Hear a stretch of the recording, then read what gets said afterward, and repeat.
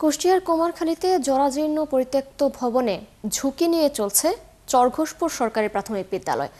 পদ্মার ভাঙনে ঝুঁকিতে থাকায় 1 বছরের বেশি সময় ধরে পরিত্যক্ত ভবনে 3টি কক্ষে শিশুদের পাঠদানে আতঙ্কিত আর দুশ্চিন্তায় শিক্ষক শিক্ষার্থী ও তাদের অভিভাবকেরা।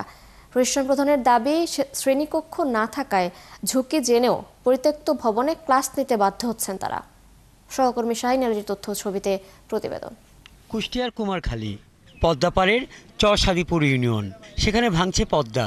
সেই পদ্মার পাড়ে চরঘোষপুর সরকারি প্রাথমিক বিদ্যালয়ের জরাজীর্ণ পরিত্যক্ত ভবন। গত বছর এখানে লেখাপড়া বন্ধ ঘোষণা করা হলেও এবছর 15ই আগস্ট থেকে সেখানে আবার ক্লাস শুরু হয়েছে। খসে পড়েছে শ্রেণীকক্ষের ছাদের পলেস্তরা, ফাটল ধরেছে ভবনের বিভিন্ন পয়েন্টে। 3টি কক্ষে প্রতিনিয়ত জীবনের ঝুঁকি নিয়ে 300 শিক্ষার্থী ক্লাস করছে। এই যে রডগুলো বেরিয়ে গেছে, কখন যেন ভয় হয় যে কখন যেন মাথার উপর ভেঙে পড়বে। শ্রেণী কক্ষগুলো 40 জন ধারণ ক্ষমতা, অথচ এখানে আমাদের প্রাক প্রাথমিকে 70, প্রথম শ্রেণীতে প্রায় 80। ব্লক দেওয়ার কথা দেশে আপনার বস্তা, ওই বস্তা তো আর মানেনি। 3 নম্বর বস্তা, তাহলে কি করে এই স্কুল থাকবি? কল প্রতিষ্ঠান প্রধানের দাবি, শ্রেণীকক্ষ না থাকায় ঝুঁকি জেনেও পরিত্যক্ত ভবনে ক্লাস নিতে তারা বাধ্য হচ্ছেন। এটা একটা পরিত্যক্ত ভবন বলতে গেলে, কিন্তু এখানে আমরা এসে খুব জরাজীর্ণ অবস্থা ছিল। আমরা এটা এসে কিছুটা সংস্কার করে আমরা এখানে আপাতত শুধু পাঠদানের মতো ব্যবস্থাটা হয়েছে। ঊর্ধ্বতন কর্তৃপক্ষ জানান, এরই মধ্যে নতুন ভবনের জন্য প্রয়োজনীয় ব্যবস্থা গ্রহণ করা হয়েছে।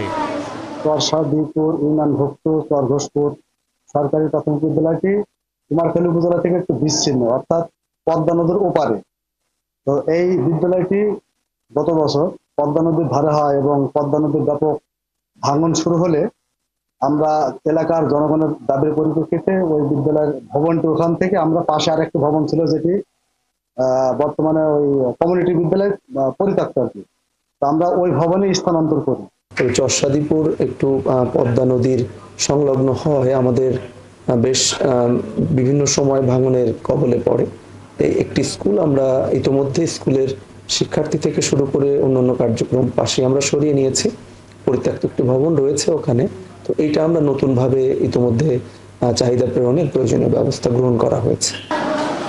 1966 সালে প্রতিষ্ঠিত হয় চরঘোষপুর সরকারি প্রাথমিক বিদ্যালয়। এরপরে 2000 সালে একতলা পাকা শিক্ষা ভবন পায় প্রতিষ্ঠানটি। পদ্মার ভাঙন রোধে গত বছর জিও ব্যাগ ফেললেও স্কুল ছাড়তে বাধ্য হয় শিক্ষক ও শিক্ষার্থীরা। হাসান আহমেদ, 71।